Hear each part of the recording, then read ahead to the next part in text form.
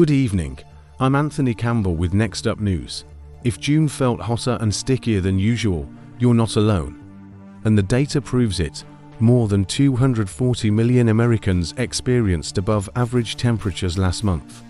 In fact, 41 states and Washington, D.C. were at least a degree warmer than normal.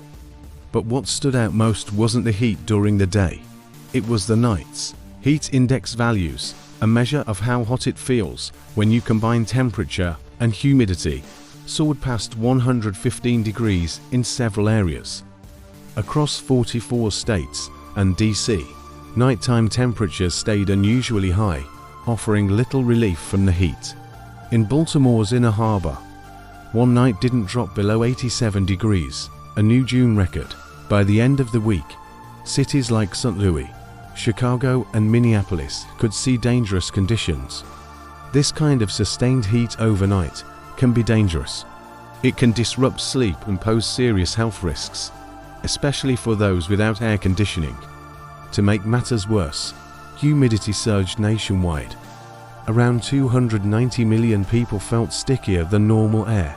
The warmer nights and extreme events we're seeing from Alaska to the Carolinas are part of a larger climate trend that's only growing more intense. The worst conditions hit the Northeast, the Mid-Atlantic, the Carolinas and the Ohio and Tennessee valleys. But it wasn't just the eastern US that suffered through the heat wave. The Northwest endured its own brutal heat wave with dangerously high temperatures for this time of year. States like Idaho, Oregon and Washington saw snow-capped mountains, and that's not a good thing. Even Alaska felt the heat. Rapid snowmelt there triggered record flooding and washed out the Dalton Highway, a major road between the towns of Livingood and Coldfoot. And unfortunately, the heat wave is not over. July has kicked off with excessive heat warnings and advisories in the West. The Midwest is next.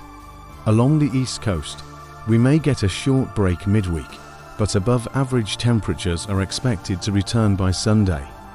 We'll continue tracking these conditions and how they affect you. For NextUp News, I'm Anthony Campbell.